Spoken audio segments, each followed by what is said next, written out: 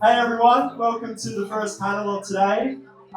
This is going to be a very timely and relevant panel actually with these four panelists who are about to introduce themselves. Then we're going to dive into a discussion on how combining AI, blockchain and Metaverse can really bolster the way and change the way that we interact and work online.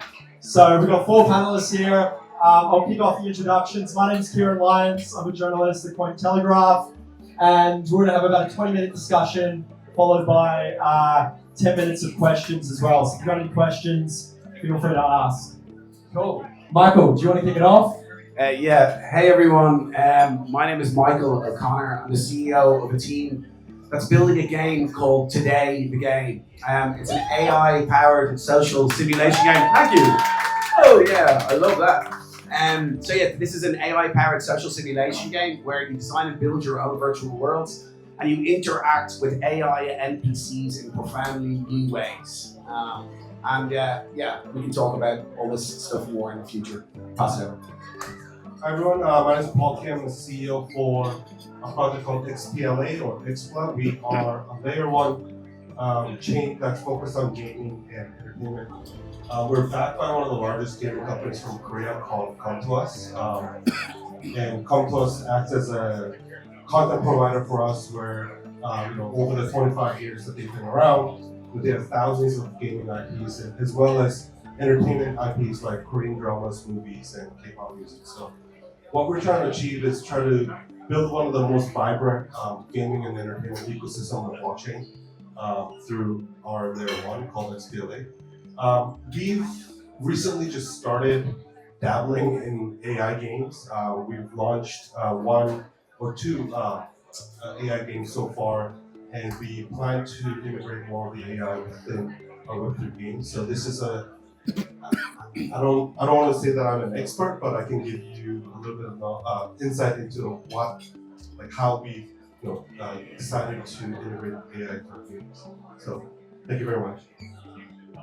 Yeah, hi everyone, I'm Kaz from YGG Japan. So basically we're doing the YGG work today, which is good, but coming from Tokyo, and we're touching with the IT, so we're kind of like, onboarding bridge for the chains. And recently, like Sony predicted that, they're creating the L2 chain of Ethereum, which is Sonium chain. We're creating L3 under that. And we're kind of touching with the anime, manga, games. There's a lot of contents over there. We believe that some of the Japanese contents can attract the world. So we're kind of doing that work. Thank you. Hi guys, my name is Sebastien. I'm the founder of Sophon. Sophon is a consumer-focused entertainment chain that's launching in October. We did the second largest node sale after Ether in March, and we're incubated by Merit Circle, which is the largest gaming DAO in the space. Thank you very much, everyone. So I think we'll kick it off with how each of you think that combining three of the most talked about technologies, AI, blockchain, and Metaverse, will change how we interact online. So start with Michael. What's your thoughts? It's a really interesting intersection, is the first thing that I'd say. I think UGC content has been one of the most amazing talking points inside of video games over the last 10 years, whether it's Roblox or Minecraft. It's kind of taken over the whole games industry. And as someone who's obsessed by virtual worlds and the creation of virtual worlds, I don't think that trend is going to slow down. People love building worlds for themselves. Now in the future, those virtual worlds have become highly monetizable, far more than they were a decade ago or let alone 20 years ago. I think that we need to plan for a future whereby the key stakeholders inside of those virtual worlds, i.e. the players, are able to participate in the economy and have financial freedom in those worlds and to be able to derive the value from the value that they put in.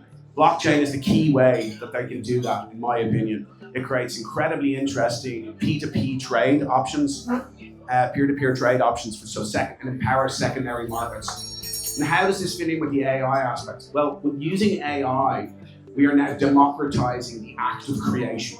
People can build things in profoundly new ways compared to what they were able to build even 5 years ago. Now it's all very focused on 2D. Things like Midjourney have changed the aspect of how you create things in 2D. But 3D is coming, and what that's going to do to game budgets, it's going to shrink them dramatically. And that's cool, because it means more people can create great things. So we're going to have more virtual worlds, more empowerment in those virtual worlds as well, and the confluences of those three different technologies. Thank you, Michael. And Paul, do you have anything to add on how combining these three technologies can change how we interact? Hello. Okay. So, Michael's put it very clearly. I just think AI can bring infinitely adaptive game environments where players can. It's not a one linear experience. They'll be able to experience new things continuously, infinitely. Now, with blockchain, what that does is that it allows anything the players experiences from the game or gains from the game to be personally owned. It's the ownership aspect of the blockchain that I think I'm more focused on, and I'm trying to work on the more creative AI side of things. So blockchain combines everything together and gives gamers a new way to, I guess, interact with their game assets, the things that they do.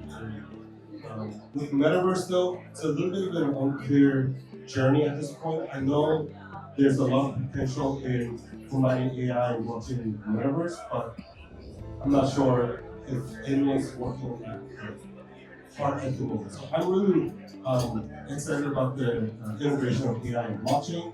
The Metaverse, I'm sure it's going to come later. We'll see what happens. Thank you, Michael. I guess the panel topic is combining these three, so it's interesting to see that you think there's going to be challenges there with Metaverse. But Sebastien, I'd be keen to hear what you think. Like the key challenges are if we were to be able to combine these three, AI, blockchain, Metaverse. What are the challenges right now, and how can we address them? Yeah, so one of the biggest challenges is throughput at the moment, which is obviously something that's being solved. But if you want to have a lot of people gaming is bigger than cinema and music put together as an industry. So if you want to have everybody playing their favorite games, having it on chain, you need to have throughput to be able to withstand the amount of transactions and to have that reasonable cost. So there's certain ways that people are solving this now. For us, for instance, we built as a Viridian as a system developer, which is one of the most scalable ways to build that. Then you have the AI part. So you need to have access to compute. It has to be cheap, and it has to be ideally distributed, like what Acre's doing, so that it becomes censorship resistant, right? So that then you can start to do more interesting things, maybe in a country or a government. Cool, thanks, Sebastien. Boss, I'd be keen to hear, from the YGG Japan perspective, if there's any real key challenges that you've identified merging these three together. Right. I think the business-wise, there is not the de facto standard to create a profit. You have to profit for the company. Like for example, Metaverse, right? They need to have innovation for the hardware for this moment. Metaverse, there is XR Metaverse and the 2D Metaverse. So there's a completely different thing. But if you go to the 3D side, you need to have hard device, a cheap, useful hard device. So obviously, they need to have innovation. AI side also, AI side, we need to have a GPU problem. We need to have more cheap, decentralized GPU system or whatever. But when AI has that innovation, that can be combined with the Metaverse, like NPC. Like in the games, all those NPC will be AI generated. It's on that Metaverse already, but in the future maybe the AI will have DID type thing even. They will spend the money to the company or whatever, they will have an identified ID card or whatever it is. But almost like those like world is under some country or specific countries. If we create like the decentralized environment like Bitcoin type thing, we can create some world or country in the internet. It's fully independent from the other countries. So that will be happening, and in the maybe 10 years or maybe whatever, it will be happening someday. But now each segment needs to overcome some of the barrier technically and regulation-wise as well, I think. Thank you, Kaz. Here's something to add, Paul. If I can go back to the previous question about the challenges and I think the challenge right now is that the basic structure of AI and blockchain requires two very different things. So AI requires vast amounts of data and incredible speeds at which whatever machine can process the data. On the flip side, blockchain requires it's not focused on speed and vast amounts of data. It's more about recording transactions and proving ownership of whatever assets it may be. So it's based on trust. So these are two different things. And right now, if you're trying to run AI on chain, I think you diminish the user experience of whatever project that AI is based on. Now, I think the solution to that is like a hybrid model where AI can be run off-chain through GPU providers, such as like Aether, and have on-chain activities separate from blockchain for record keeping and transaction purposes. And keeping AI flexible and creative off-chain, making sure that it's fast or flexible or free for the whatever AI machine can generate for content generation. Thanks, Paul. We're going to do about 2 more questions, then we'll open it up if anyone's got any questions for the panelists as well. I'm curious to know how you foresee DAOs evolving in the Metaverse system in the coming years as well as these technologies advance. So we'll start with Paz. Yeah, I mentioned earlier a little bit, but if that metaverse is fully independent from the countryside, they need to have some kind of the governance system in the market. So metaverse that itself doesn't have that kind of a function, so it needs to have some kind of governance token, like the ERC20 things, or NFT maybe.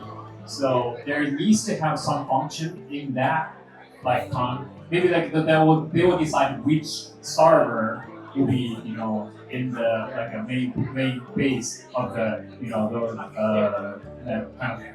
So I'm not sure about the future. There is 2 types of metaverse. I think one is a fully decentralized one, and the other one will be the centralized and governed by the country, but have some DAO function in it. So if we combine the good blockchain technology to the metaverse, we can have good relationship with the DAO, or maybe even the DAO law, combined from the Wyoming or whatever, the country. But I hope in the future maybe there is a very independent from the real world. They were gonna have another a second world. Second life cycle. Cool. And Michael, what's your thoughts on DAOs evolving over the coming years? I'm quite suspicious of DAOs evolving to the benefit of virtual worlds, if I'm honest with you. That might not be the most popular opinion, but it's what I think. Listen, I'm obsessed with MMOs, multiplayer worlds, and communities have been defining and working with multiplayer worlds for ages. And every game developer worth their salt needs to listen to those people in order to be able to build compelling virtual worlds. Crypto blockchain technology enables communities to interact and, in a sense, govern virtual worlds that they're participating in uniquely new ways. However, I'm not convinced that DAOs particularly are the solution there. And one of the reasons is history. And DAOs rely on, what happens with DAOs most of the time is that you actually get a tyranny of the people who own the most tokens. It's actually not really a fair structure. People can't really prove that they're individuals, there's civil attacks, there's proof of human issues. So I don't think it's actually, what it's trying to do is decentralize power, but actually the technology is not strong enough. And as a result, what it does is it actually puts power into the hands of the most powerful. So I'm deeply suspicious about that, and I don't like handing over the keys of the kingdom to virtual worlds, to those types of structures. Now that might change. Maybe proof of human gets better. Maybe civil attacks, we find more compelling solutions. But right now, I'll hold on to my hat and wait to see how it plays out. Thanks, Michael. And I guess we'll wrap out the panel with everyone in crypto's favorite word, predictions. You know, I think it's only, I think we should go, like, looking over the next 5 to 10 years, what do you think the most significant breakthrough is going to be through the intersection of these three technologies? I'll start with Sebastien. Not to push the, I used to work at Metaverse before I founded Sophon for several years. Metaverse is one of the biggest development companies in the ZK space. One of the biggest research teams, most innovative teams in building provers and using zero-knowledge circuits. So my biggest prediction is that in the next 5 to 10 years, a lot of things will interact in our daily life, whether it's on finances, personal documents, etc., will be wrapped in zero-knowledge. Doesn't necessarily everything has to be machine, but these proofs are becoming more and more scalable. You can pack more and more information in the circuits are becoming more and more efficient. And it adds a lot of benefits. Marco said proof of human benefits. You can just prove things that are true that happen to the world. It makes a lot of sense, especially in a world where the things between reality will get a bit blurry, right? Because of AI. We don't know what's real and what's not real anymore. That's what storytelling is. That's a good show. Thanks, Sebastien. How about costs? What's your prediction over the next 5-10 years of the most significant breakthrough? Yeah, I said this earlier, but of course, each segment needs to have an innovation, but most things is kind of like hoping to do the things is AI. One company called Oats in Japan is now in the stock exchange right before the last month, but they are focusing to create digital clone of that company. I mean, of everything, So in maybe 2, 3, 4, I'm not sure when, but in that world, maybe we're working at the space right now, but maybe in that their vision, the digital clone will work for you, right? So that was very dream kind of thing back then, 10 years before, but now we're seeing the AI improvement in the world. That will cause every industry something, including the blockchain, including Metaverse, including other world as well. And that will affect everything, like political thing, technological thing, financial thing, every aspect. Everybody will see that new innovation are happening in the world. Right? Thank you, Kaz. Does anyone have any questions as well from panelists that are up here before we wrap it up? Yep, one over here. Go ahead. It is a game that I feel like I think for at least most audiences think they're fun. some of the bigger names of metaverses. Why do you think the metaverse products out there are fun, and if something's lacking in the area of fun, what are the importance of fun, like from your perspective? So was the question, are the metaverse products fun that are out there at the moment? Sure. Or how important is it that products that are tied to metaverse and AI, or these combination of things, are fun, whether they're designers for games or enterprise products? Yeah, it's a great question, and I'll take that. So, the metaverse is an extremely controversial word over the last 3 years, and some, you might call it a little bit last cycle in some ways, right? There's not many people who are out there pitching a metaverse product right now. Everyone and their dog was pitching it about 4 years ago.